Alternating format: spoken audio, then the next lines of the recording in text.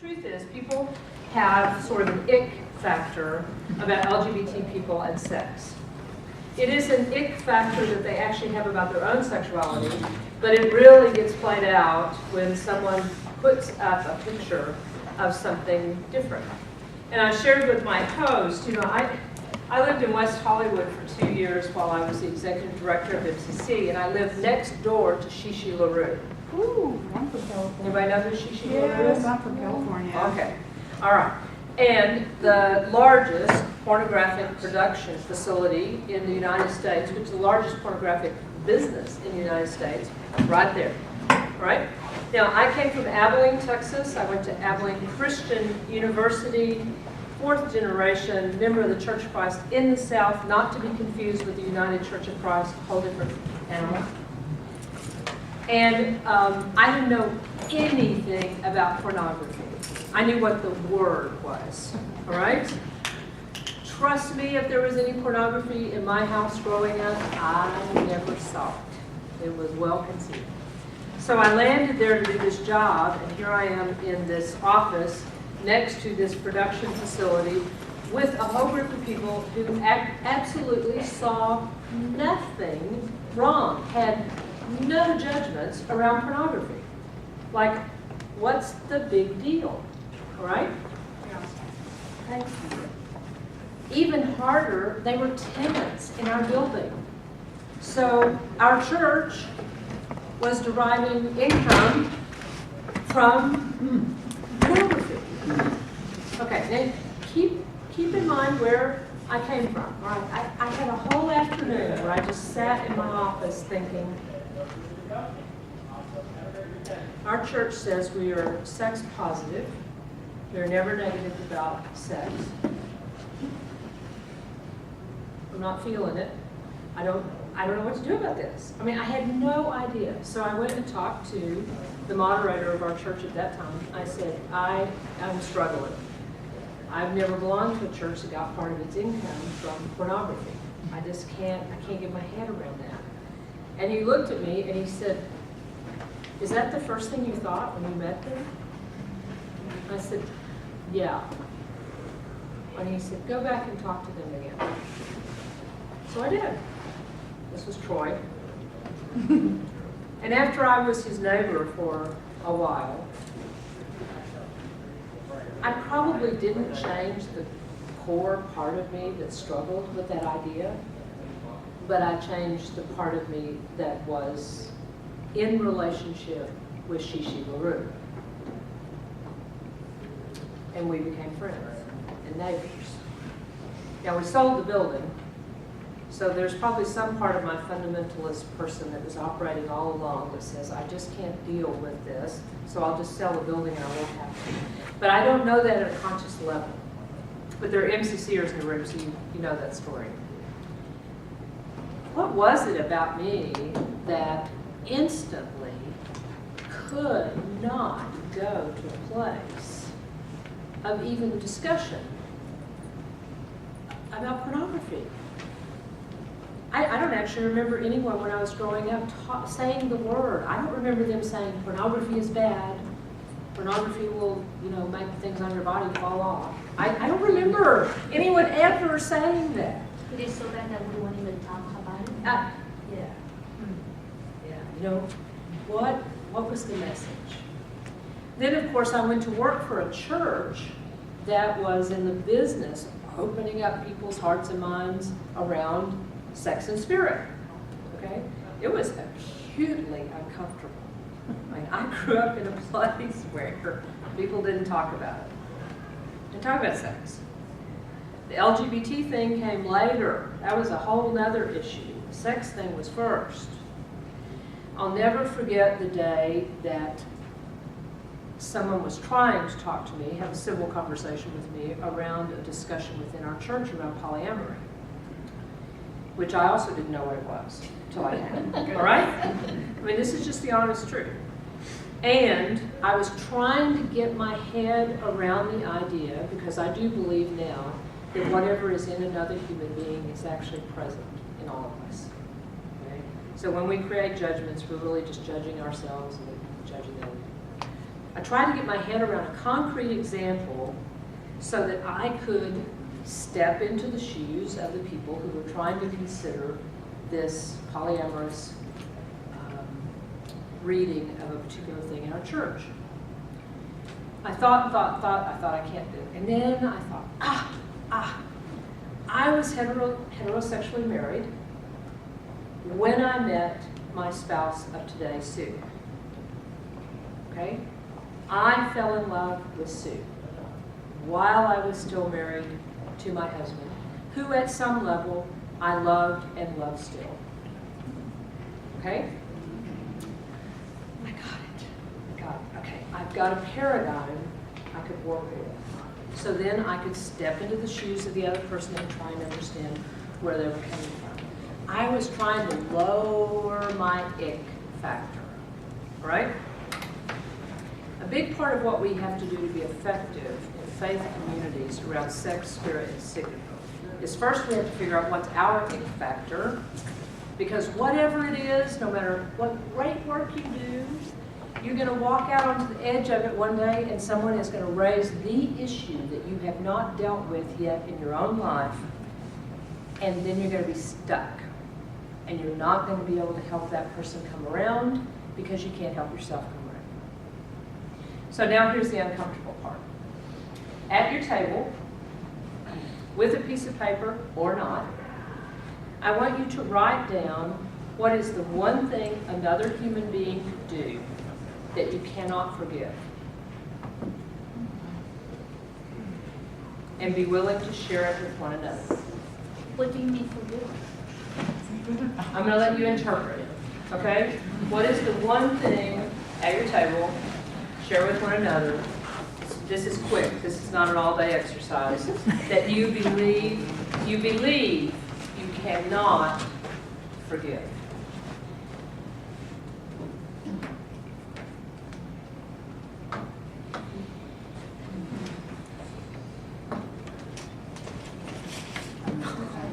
I think that hurting someone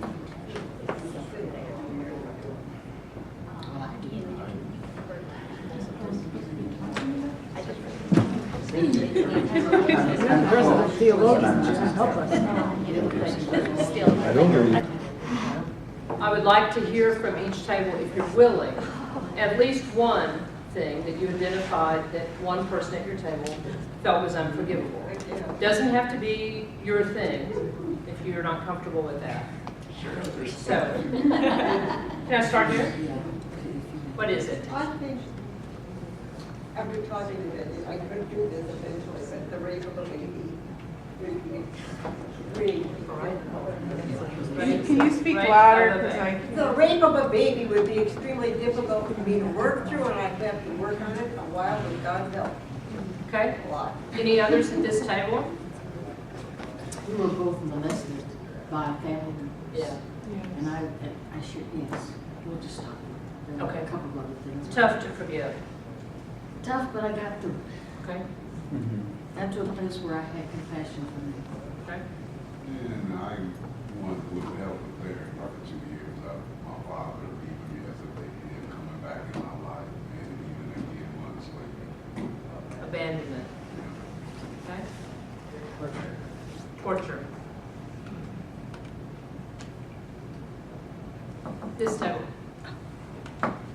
We didn't have anything specific like that, but the one thing that did come out was vulnerability. In other words, if you saw the vulnerability and you exposed that vulnerability maliciously, intentionally, that would take more time to forgive. Intentionally to hurt the other person. Intentionally hurt, yeah, intentionally hurt.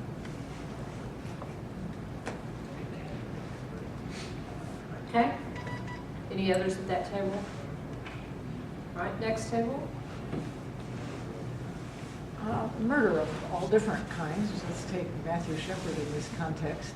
And then we started talking about, well, you know, there's always stories behind things, and that at what point do you have to stand up and take a moral stance in terms of justice and forgiveness and that?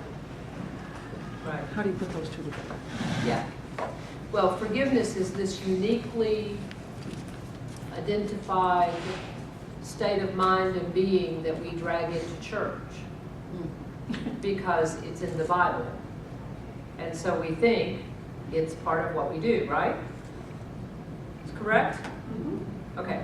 So I actually pulled it into the room on purpose. You can imagine this, because here we are out doing justice work. And we practice nonviolent resistance at Soulforce. I'm going to tell you about the fourth step of that and how incredibly challenging it is. But I raised the issue of what can you not forgive, because it ultimately affects us internally. It's our own transformation. And it always informs the places that are going to be hardest for us. If you can think about it, and one of the things I do before I go in a room where I know there'll be a lot of objection to me, is to actually center myself on what is the thing I feel I cannot forgive. And it just gives me a place to go, and then I can go on. Okay, so murder, right, was the, okay.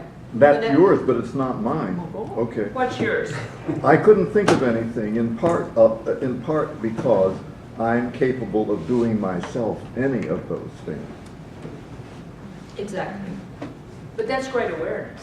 Say what? That's great awareness. Well, Yeah. Me too. yeah, I wouldn't want to do any of those things. right.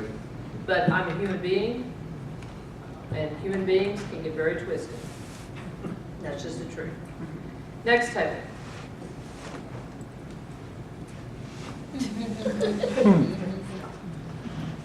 We talked about rape and abuse of vulnerable creatures, so like babies, pets, things like that. Right? Okay. Was there anything else at that table? Yeah. Okay. Next table. A lot of ours focused on the abuse of inequity of power. So abuse of the lesser in different forms. Domestic violence and intimate partner relationships in oppressed communities. So you have the bearing down of the dominant culture, and then you have the internalized oppression within the intimate partners. We also talked about intention. When I know that the intention of a person is to hurt another person, I have a very hard time forgiving that. Right. You hurt me, I'm gonna hurt you back. So that I have a very hard time forgiving and dealing with it. Right. So, I don't know all the faith traditions that are represented in the room, okay, so I don't want to step on anyone's toes, so just hear that disclaimer to start with. But there's this weird thing that I got growing up in the Church of Christ, in that we talked about, I was there. there you go. You know, we talked about forgiveness. Jesus forgives our sins. That was the whole deal. I mean, that was the conversation.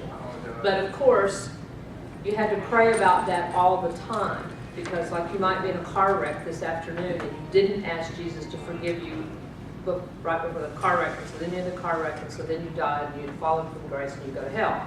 All right, that was the system, right? Right. I later joined the liberal church, the Southern Baptist. You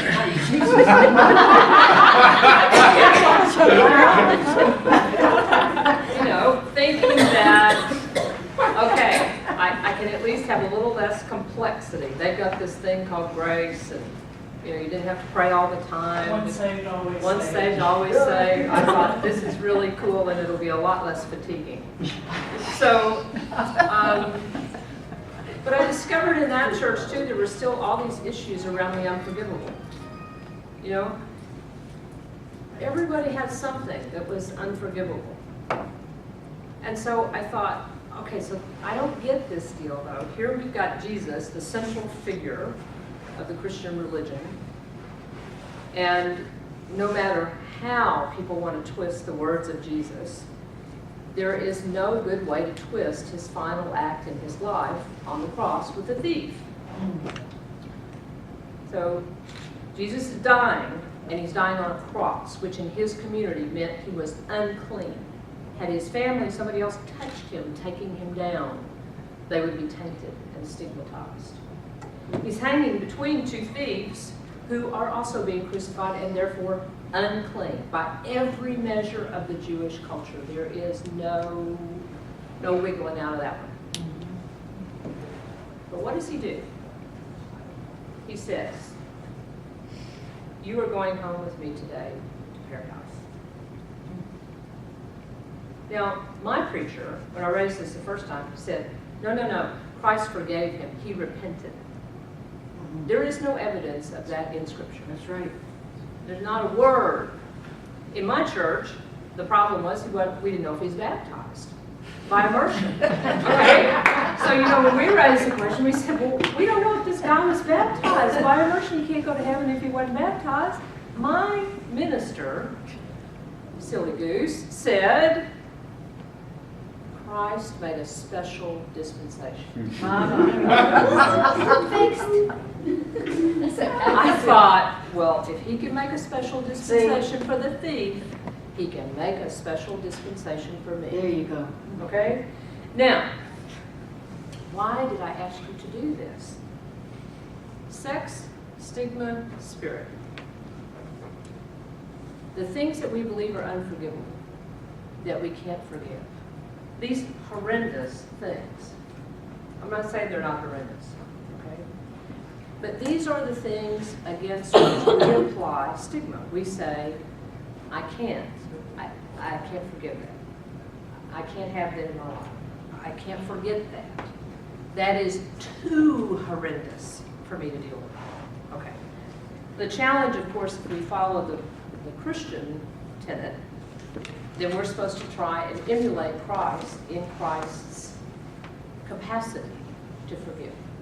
And so we say, well, we're not perfect and we're not Christ, all right? And I'm not forgiving that person who did that. I can't do it. Okay, all right.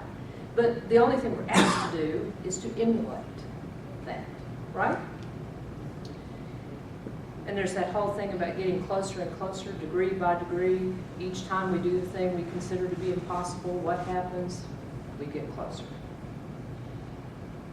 My belief is, after many years of working on and studying stigma, is that often the place inside of us where we find this thing that we believe we cannot forgive is sitting right next to, it's like a book, set of bookends.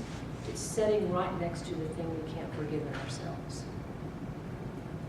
And the real exploration around life and finding space for ourselves and other people is to look at that other book. And I actually do visualization exercises with people. Sometimes we'll have them visualize the rape of a baby, which is like the worst. I mean, come on, right? And then we'll do a visualization and say, okay, that's one book sitting on the shelf. Now, I want you to find the one over here that is about you. Because it opens your heart up to considering the worst thing you think about yourself as well. As long as we stigmatize ourselves internally around something, we have the capacity to stigmatize somebody else. If you go to the Jesus example, which I'll just focus on today because of where I am, but if you go to that example, do you remember any place in the Bible where Jesus ever expressed an inferiority complex? Well, think hard. Think very hard. I have pastors in here, so it's really hard on me. When he was dealing with the snake and the whole thing, and he was went for I don't know anything. Yes, keep going. But when he was there, meditating, thinking, about, himself and what he was doing, he did not feel greatly about himself at that point. Even though we look at him from the outside and we say he was amazing, I don't think that he was appreciating, what he was saying. He was finding a lot of struggle. And I'm sorry, I cannot really put it in No, this is perfect. Okay. What happened when he was in the Garden of Gethsemane? His friends fell asleep. His friends fell asleep. What did he express? He said, I can't do this. can't do this. Can't you stay awake long enough to be with me? What's another one? That's good. I don't know if he was doubting, but When he says in the cross, Father, why have you abandoned me or Yeah. something like that? And by the way, remember I said, did we see any place where he expressed an inferiority complex? Doubt is different. Inferiority complex is uniquely defined by American culture, really. Since Dale Carnegie in 1906 started teaching us how to speak publicly, and if we could learn how to speak and shake everyone's hand and sell them something, we would be wonderful human beings. And out of that came the belief in our society that unless you can do that and you're extroverted, then there's something wrong with you. And then we coined the term inferiority complex. I'm reading a book about this right now. It's fascinating. So, I said, did he express an inferiority complex? A belief that he was not up for this? I'm not well versed because my spirituality is kind of unique. Sure. But I'm just going from what I know because my parents are Catholic and very liberal.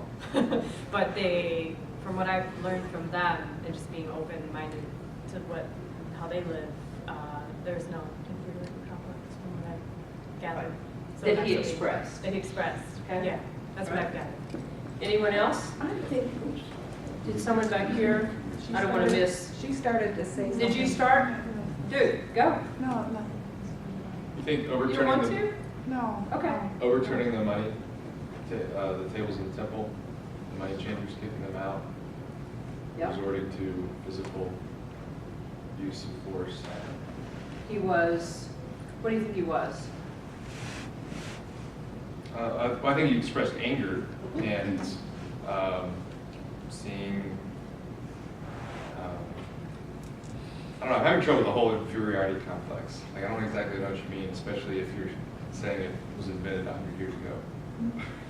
Yeah. Well, it has to do with Freud also. Yes. You know, complexes. Yes. So Yeah. it's a little bit more complex than that. Yeah. I would have to say it has to do with industrialization and colonization and the breakdown of tribes. We could just on a go- global level. we could- We're talking about things that are very complex. Yeah, I think someone over here is next, and then someone's here. I was getting ready to say, every time Jesus says, nope, I'm not the one that gets credit for that, the Father gets credit for that. I think that was in many ways a reflection of, I mean, some would think it was quite heroic of Jesus not to equate himself with his Father. I think sometimes it was Jesus' way of saying, you know, I'm really not all that in a bag of chips. Gotcha. Perfect.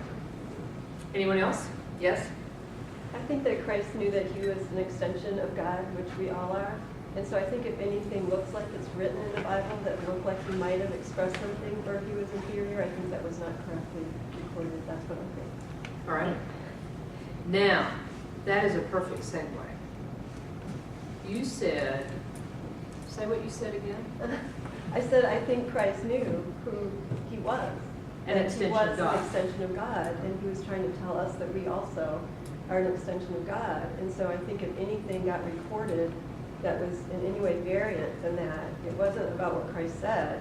It was about something that got written down and then re-recorded, and it was incorrect in terms of what Christ would have ever said Right. about us or. So if we are an extension of God in the world, and if part of the call is to forgive, then here's the real challenge around sex and stigma and spirit. We're living in a world right now that believes that sex is bad. Even when they like it, they think it's bad.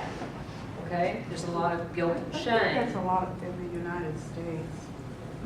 Because when I was in Europe, I mean, they have shows during family time where they will show women's cleavage, Right. and they will show, I've seen shows where women were very skimpy swimsuits. Sure. And they'll have commercials where people are naked and they just fuzz the penis or the breast Right. out. And I think that we in America are so hung up on sex. Who's doing who? Right. Yeah, how are they doing it? It's just sick, seriously. If we don't talk about it, it turns into this really sick I mean, thing you because know. we kind of idealize it and then we start telling you what you should do and what is good and what is We good. stigmatize it. It's Yeah, horrible. and my point of that is, we can't stigmatize it, we can't externally stigmatize it unless we are in some way stigmatizing it internally. We draw out of the same well the thing that we push on to another human being, okay? So for me, I just have to say, growing up the way I did, it was absolutely the most challenging exercise of my life because we did not talk about sex.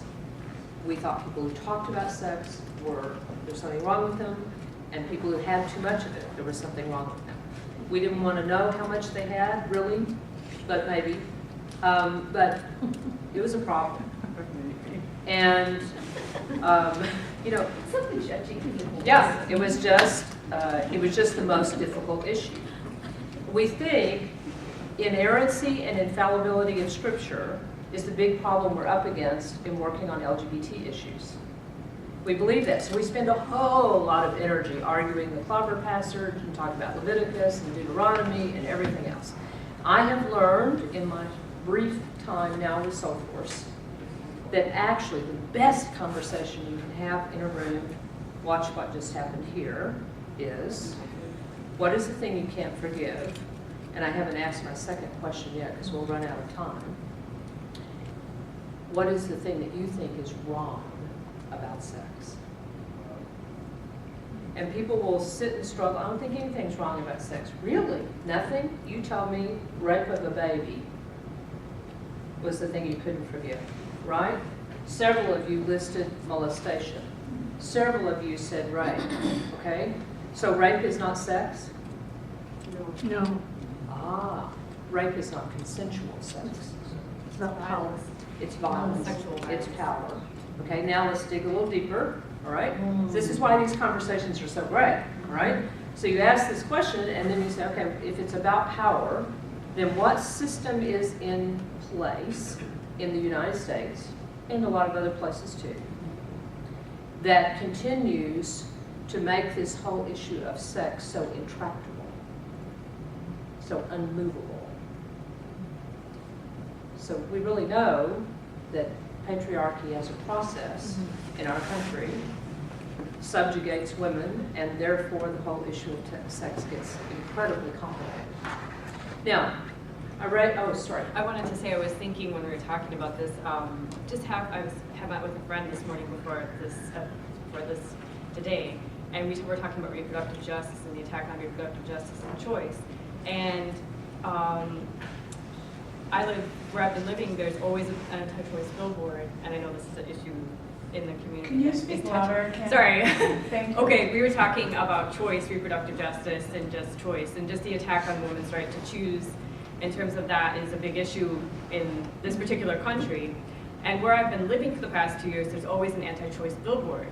And it's very racist all the time because it's on the reservation and it always has a face of a white baby. And it's like, okay, there is a community here, there's a Native community here, and you're ignoring that.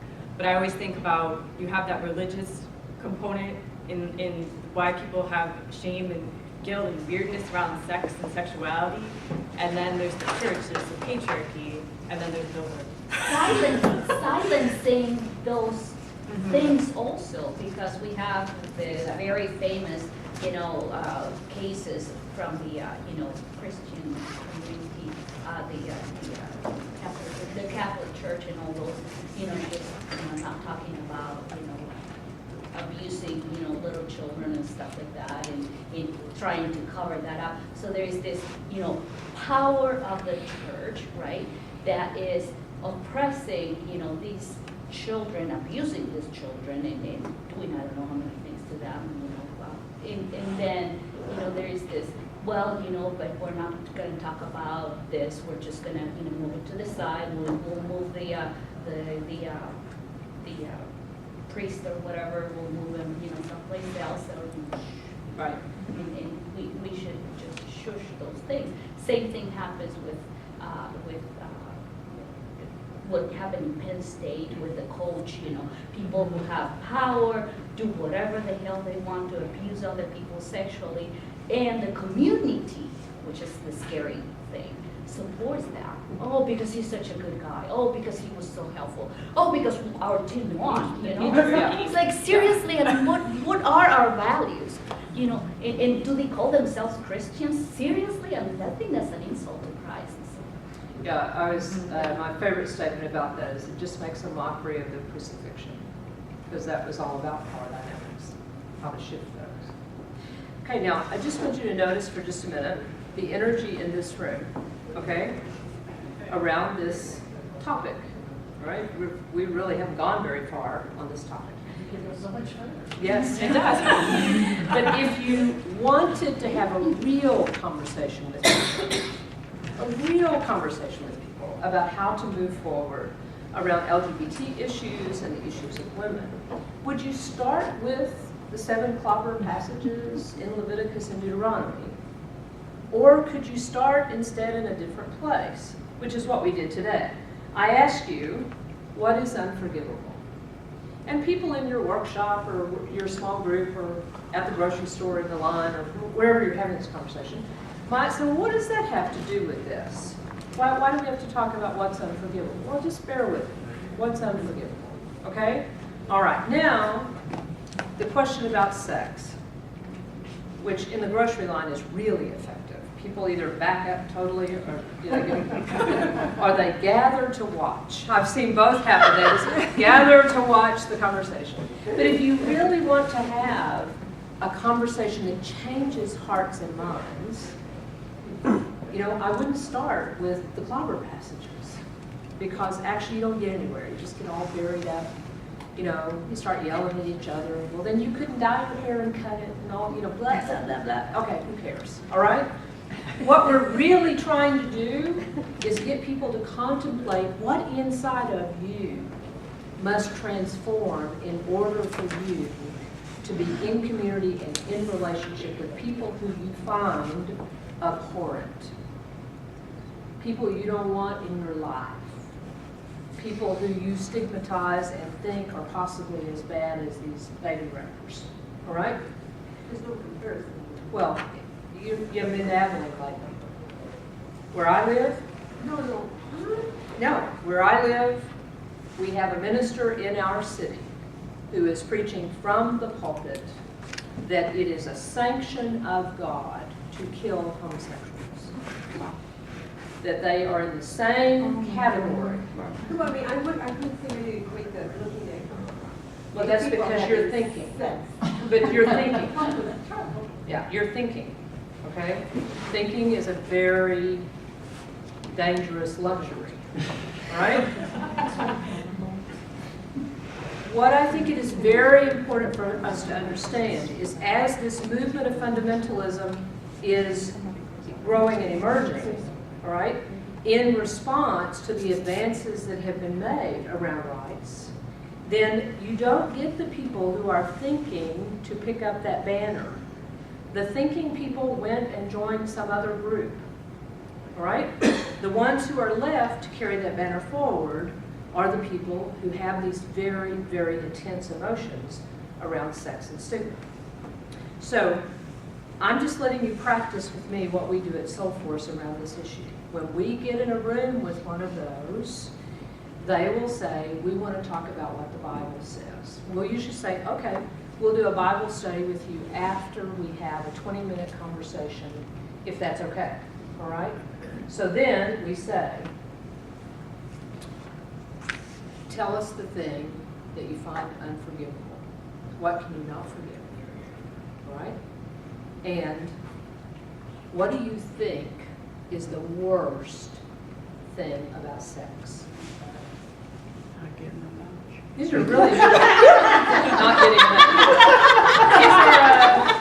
These are relatively neutral relatively neutral questions because they don't have anything to do with the Bible, all right?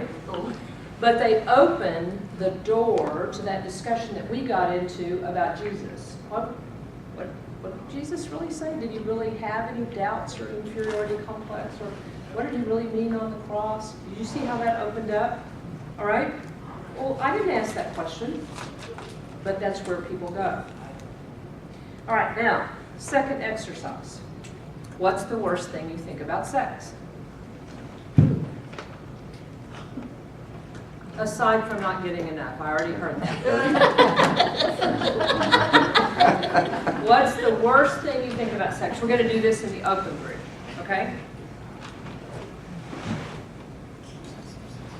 If it's an expression of love, is a non-issue. Excellent, okay? We're all sexual beings. We're all sexual beings. We have different motivations. We have different motivations. So far, these are sounding kind of positive on my scale. I'm looking for the negative. What's the worst thing about sex? Beating somebody up while having sex. Beating someone up while having it, all right? I mean, not when it's not consensual. Non-consensual. Reproductive injustice. Reproductive injustice. Keep going. Knowingly inflicting someone with a communicable disease. Inflicting someone knowingly with a communicable disease. Having sex with somebody that's intoxicated and out of it. Having sex with someone who's intoxicated and out of it, doesn't really know what's happening. I think when the fundamental church uses sexuality, which everybody has, as a way to make any individual feel like they're less than. Okay, and can you give one example of that? I really feel like at a lot of ages, whether it's adolescent energy that's sexual, or people before they're married that are sexual, or people that are same gender loving, it's like anything that they decide is in an inappropriate place where somebody is expressing their sexuality, it's a powerful tool to make that person feel inferior or that something's wrong with them. Yeah, excellent. In my home community, no sex education is allowed for children or teenagers unless it's abstinence only. That's the Unless only it's thing. absolute. Abstinence only. That's the only thing funded in our school district. And we have the highest teenage pregnancy rate in the state. One thing that I really like about the UU is that there's a class, the UU church, there's a class called OWL, and I think that is wonderful that they offer this sex education class at the church. Parents are very aware of it, and I just think it's Anyone can come. Age groups. I think it starts at fifth grade. Fifth grade? I think it starts at 4th or 5th grade. How many people in this room go to a church that offers a class on human sexuality regularly? 1, 2, 3. What would happen if you suggested that you were going to offer a class on human sexuality in your church? They'd say they already knew how. Likely. We don't need that. People would be afraid of what you might say. I mean, my credibility would be questioned if I said I wanted to offer a class On human on sexuality. You would be stigmatized also by people who are very conservative. I don't know, I teach it at U of M, so it's kind of like I have a little bit of a Yeah. leg up. No. But in I the can talk church, about, Yeah. but, yeah. yeah. I run into this every once in a while. It's a little bit of a little different from I'm a UCC pastor, and I talk about where it always comes up is marriage. Yeah. And I ask somebody, say, why are you opposed to gay marriage? And the answers, if they're not biblical, they're sex. And I find myself frequently saying, but you do realize that marriage is about love. Mine is. What about yours? Comes up all the time. Yeah, because it's not natural. It's Oh, not yeah. normal. Yeah. One But- man, one woman. But then I say, is Right. your marriage about sex? No, it's Yeah. no. I love my Yeah, marriage. that's when the guy says, only if it means not getting enough. Or the woman, right? Yeah. Fascinating. So what is one thing, I'm sorry. And just to bring this up because it totally fascinates me, marriage is not the only way to love another human being. Right. Whether it's a male-female relationship, or to women, or to men, or whatever, your choices, is not the only way. And that is one thing that the church looks at, and just, you either must love the person and must marry them, or there is no alternative. And that really puts other people who don't necessarily believe in the necessity of a contract Right. in a very difficult position. Plus single people, people whose spouses have died. Now, how many of you have been in a church where they offered a class that traced the history of marriage as a power dynamic? Anyone? There? Okay, there's one. I speak to it, but I've never offered a class specifically on that topic. Excellent. Okay. So here's the second thing you can do. Now, I've already given you 2 questions, right? To get people talking. All right? You're not trying to get to a conclusion. You're not trying to go gather up their answers and sort them out. These 3 were good. These 3 were bad. No, no, no. We're trying to get people to talk, right? Because if they're talking about this, they're not talking about Deuteronomy and Leviticus. And that will help us in the end. The second thing is this possibility of offering a class in your church. You can hire an expert if you want to. You don't have to do it. But a class in your church on the topic of human sexuality. Human sexuality 101. And people will say, why are we doing that? I don't need that. I already know how to do that. I don't, that. All right. Pastors in this room, you telling me you never offered a class that people didn't want to do? Okay,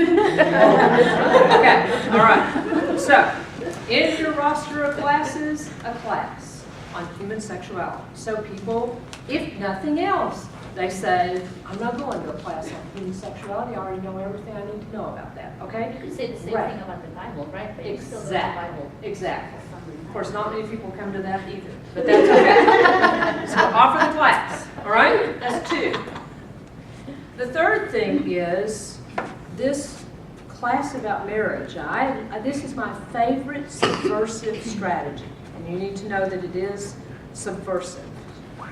I love it when a church says, come and teach a class on the history of marriage in the church. I love that class, okay?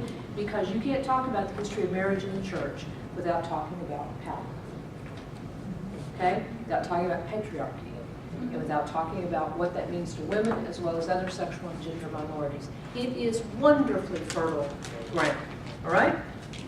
But if you name your sections for the class properly, no one actually knows that that's what you're going to talk about until after they're in it. And if the first 2 classes are good enough, they'll come to the third because it's so titillating. Truth. This is the truth.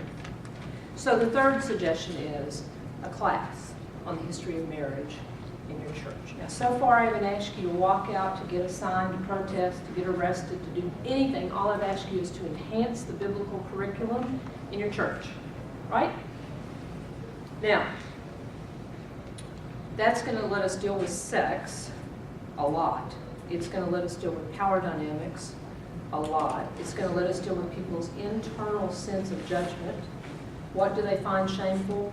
What do they judge, right? Which is very important to this work, because what are we trying to get them to do? We're trying to get them to quit judging and shaming us, all right? They can't do that if they can't figure out why they're doing it to start with, or even that they are doing it. If the only thing they can do is say, I disagree with gay marriage. Well, great. Do you have any idea why? Yes, my pastor says, the Bible says, marriage is between a man and a woman. I've heard this in the super duper in Abilene, Texas so many times that I just wish I could trade it in for currency. I would be rich, rich. One man, one woman, you know, the whole thing. We're just trying to get people to talk in some other train, some other track. Because as long as people are talking the only track they know, back to my original example, when I was trying to figure out, do I understand anything about polyamory? Could I even go there? Okay? I had to figure it out. Spell that. Polyamory, right? Yeah. So. Means more than one lover at a time. Yeah. Yeah. Responsible non-monogamy. Yeah. Yeah. Thank you. But my stigma was, well, I'm not a practitioner of polyamory. Am I? I mean, I had this moment in West Hollywood when people are asking, I'm going, ooh, that's multiple partners. I haven't done that. And so then I could move over to this safe space and say, no, I didn't do that. Well, wait a minute.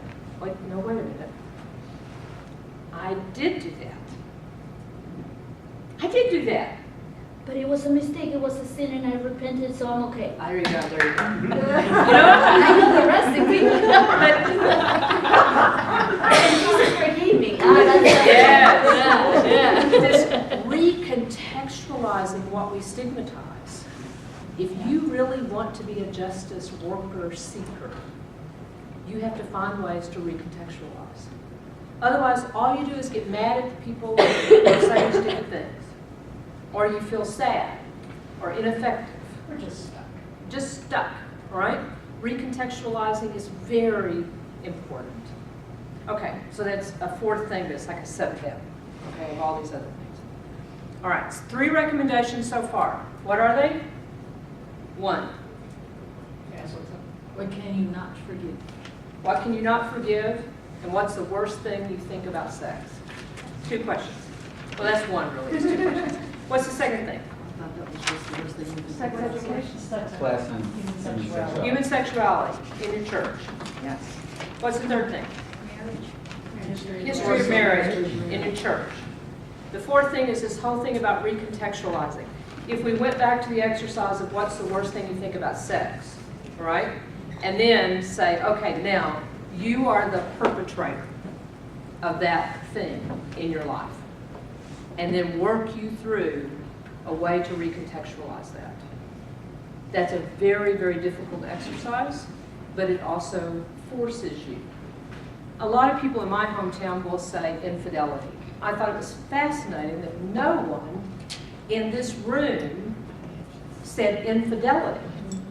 Obviously, you did not go to Abilene Christian University, or you would know that infidelity is the worst thing. So, That's what my partner says. yeah, well, it's just, I mean, I just was fascinated. I asked that question in groups all over the country, and in the South, they don't say rape first.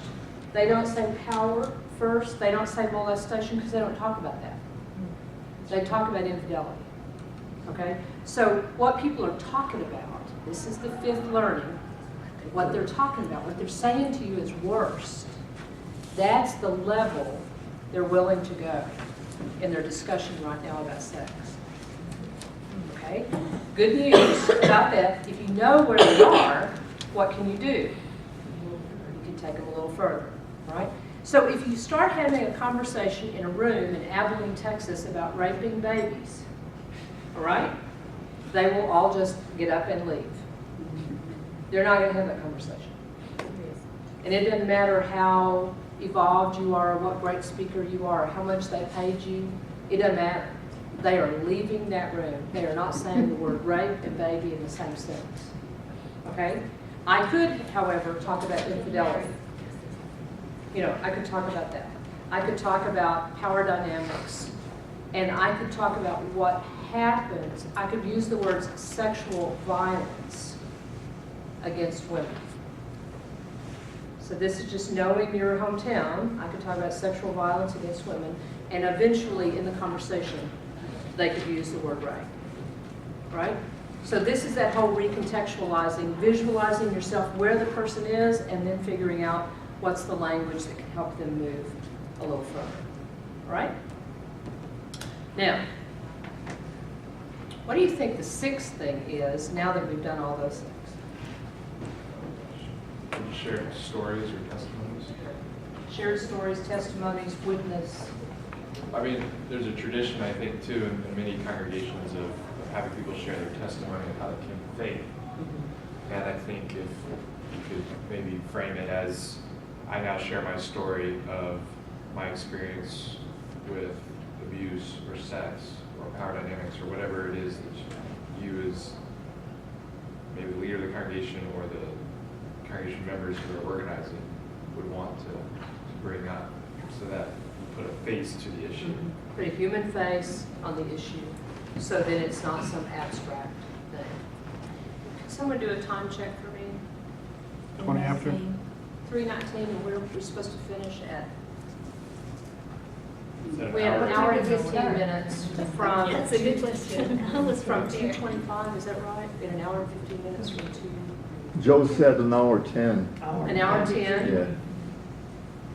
So you never start. So, who can tell me how About many 15 minutes I minutes. have? 15 minutes. Thank you. All right. Storytelling, witnessing, testimonies, whether that's in writing, whether that's getting infused in the front of the congregation or in some sort of descriptive material or in a small group or whatever's happening, beginning to do that. We just have people share their own stories too, once you build up enough rapport. To do it. Intergroup contact theory. Yes, Works. yes. So can you say that loud enough for everyone to hear? Intergroup contact theory. Yeah. Tell us what you mean by that. Yeah. Well, you can Google it. That's what I'm saying. So people can figure out how that works. Intergroup contact theory. And so what type of church or synagogue do you go to? What's that? I said, so what kind of church or synagogue or temple do you go to that teaches that? No. School, EMU. Yeah. School. That's where Yeah. I went. Yeah. No, it's actually theories. Sociology thing. Yeah. We do have sociology in the church, however, so that's okay, although we don't use those words. But actually, churches are probably one of the world's greatest examples of small group dynamics in terms of how they evolve. Okay, so this first part of this has been all about tooling, just a little bit. Here are some simple things for you to do that could actually change the context and the environment within your congregation that actually a number of you have not done, all right? So that's good, that's fertile ground. And I did a little bit of a shock value at the beginning to help you just sort of get into these words that are sometimes very, very difficult for people, but to show you how you can do it without the room falling apart. Because you want to be able to move forward with people in this work. Now I'm going to do one more difficult exercise. You'll remember me forever for difficulty. That's good. But I want you to, at your table, if you're willing, share the first time in your life that you experienced stigma yourself. Not somebody else. The first time in your life you experienced your earliest memory of stigma.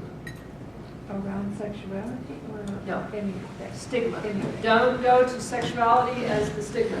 When's the first time you experienced stigma? Define stigma. Stigma. When I experience stigma, it's another human being or group of human beings who identify a characteristic about me for which they are diminishing.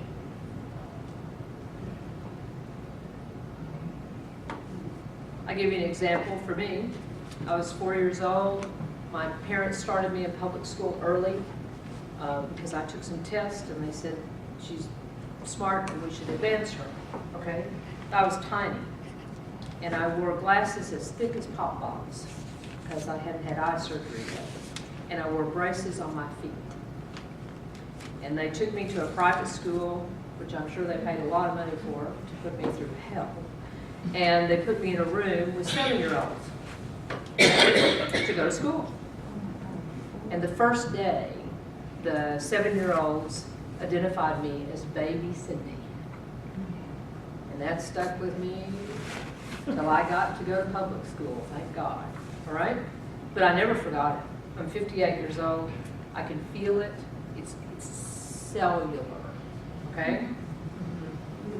All right, so your earliest memory, that's not my earliest, by the way, but that was a profound one socially for me. So what's your earliest memory of being stigmatized yourself by someone else? I've got a lot. Choose one, and just for the sake of the group, go as quickly as you can. It's easy for me. I was 4 years old and had thick glasses. Thick glasses. At 4 or 5 years old, the only kid in school with glasses. Mine's like hers, sort of. After one day in the first grade, I guess the administration, I don't know, decided I should be put into the second grade. So the next day I'm told to go in here. And all those second grade students, he's less than They didn't know. they're lower form. Great, but it was, it was some sort of a mental illness. Probably early up when it immediately comes to mind as being Roman Catholic seminary that was founded in the South. And you wouldn't have gotten into my little village. My little village, how they managed it. It's not allowed Catholics to build churches. It's just a hard age. It's a hard age to not be like 13, 14. But anyway, so I got large. So I didn't have glasses. I think we really had until I was in the 6th grade. 13.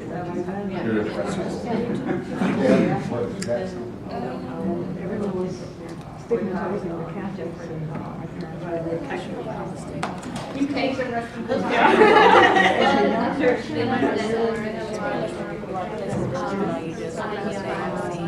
my brother. I think as a woman, definitely. I could just remember a time where me and my mother were in a store and we were shopping, but we were at a Rite Aid. Oh, And we were set up for this Rite Aid, so we didn't know where whatever we were looking for, the top was that. We both kind of at the same time noticed the lady calling workers. So me and my mother, and I remember she would go down. When I hit middle So we school, went down there. I am told if I press the middle button, said I am And then she was like, so I reached out to her. well, middle school was about 1943. I have a lot. The first one I remember is first grade. And to distinguish, During Thanksgiving, we were making a it became very important for us. Well, they either fought or won. It's easy to mark. Together. I remember running home into my mom, and she would know my mom was not native, my dad's native. And then I ran home and like there was one who went to elementary school, and I just felt like the cards. I felt like I was always going to direct my anger, so you would internalize it. And it's like, I talked to my mom about it, and she was mad too. And it's like, but it was the 80s, and we're still coming out of like the city of school. It's like the Indian, not Indian dynamic. Ignorant adolescent years. Just who you can beat. I mean, with kids, I mean, I was the smallest. I was the smallest. I was the smallest until 8th grade. I graduated from kindergarten, 8th grade, I was the smallest. Maybe there's another girl. My head was like this tiny moment. Yeah, I wasn't So really bad. it can just be, yeah, just the way kids are. Kind of naturally bullies them. I made things and I got Competitive. Well, not Yeah, they were like, she can wear it. what was so the winner? 1 minute. community is hard, but you know, you're not. But then the only thing that differs me is because I'm very athletic. So, you know, right, you know, I just step outside of my boundaries with people. She's just there, you know, I'm not type of girl who don't like very, yeah. Of course, I'm probably doing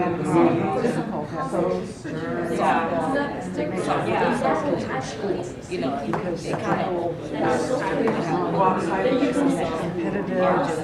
love education, they don't go on. All right, if you'll regather with me.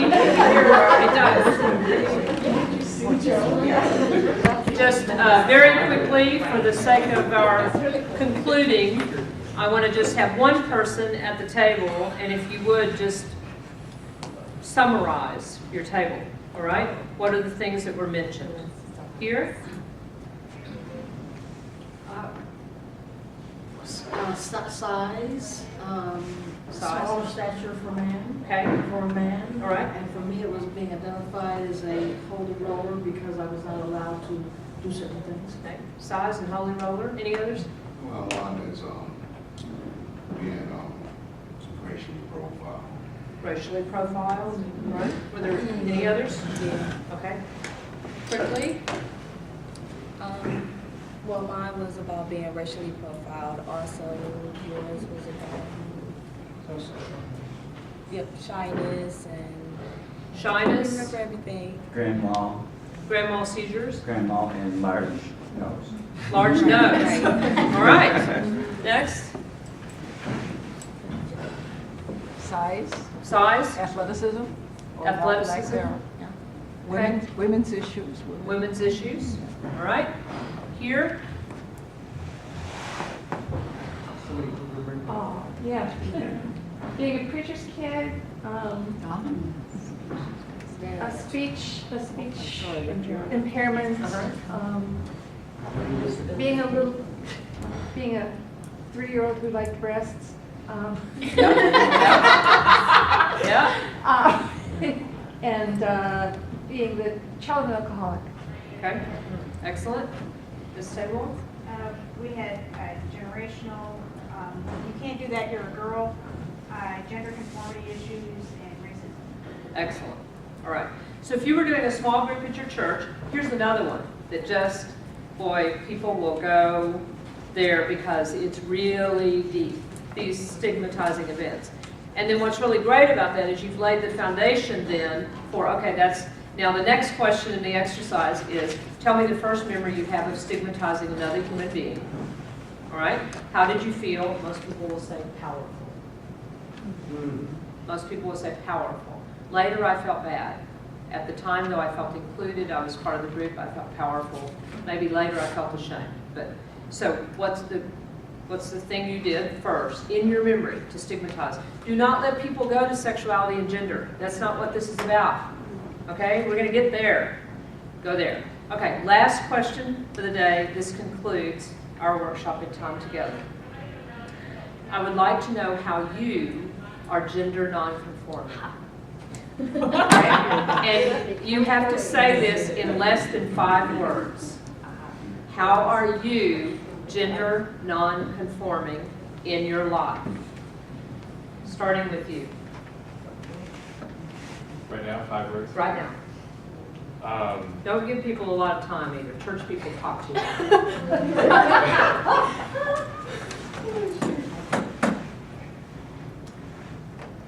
Waiting for my wife to return to me. Okay, all right. Because obviously the alternative is to. All right? Yes. Okay. I have not worn a dress since 1990. Okay. Video game geek. Video game geek. Two-spirit, deviant, loner poet. All right. I'm trans. Trans. Married to Julie. All right. I like tools. All right. What? Very good. Polly, she said I'm Polly. Yes, go ahead. Gender. I'm a pastor. Okay. That's Which gender. is gender nonconforming. Excellent, Yeah. excellent. In majority. Yes. I'm a leader of a large group of men. Leader of large group of men. Yes. Claim power. Claim power. No comment. Okay. I'm gay. Gay. I do the dishes. Do the dishes. All right. Try to be non-judgmental. Non-judgmental. I lift heavy rocks. I lift heavy rocks. I'm sensitive. Sensitive. I am athletic. Athletic. I'm compassionate. I'm compassionate. Wear a skirt. Wear a skirt. I don't know, what, Pass, not sure. Gender non-conforming. Non-conforming. I had it, but I lost it as I was listening to everybody else. Okay. But I would say, as a retired Navy chaplain, female, military. Yeah, well, you got it in spades. Retired Navy chaplain, female. Yeah. Yeah. Okay. I do not accept violence. Do not accept violence. Excellent. Anybody else who passed? Okay. Now, there are about 15 questions that I pose when I'm doing this with people, but it's really important to get to this one. So if you've only got an hour and 15 minutes like we have today, try and get there. And you probably observed you can't let people go too long, okay? And it can't become the hobby horse of the particular issue of the person in the group, whatever that is. And if you avoid letting people use their sexual gender identity, which I let y'all get by with, okay? She's my former board member, I have to be nice, okay? So if you try and push people a little harder not to do that, then you get these other things coming up very, very quickly, all right? If you can get people to this gender non-conforming question, then you can say, oh, aha, there is a part of you that does not conform with society's norms around sex and gender. That's what we're here to talk about. What does it mean in society and in the church when people don't conform to the standards that we have set? That's a whole different talk than what the Bible says about homosexuality. Thank you very much.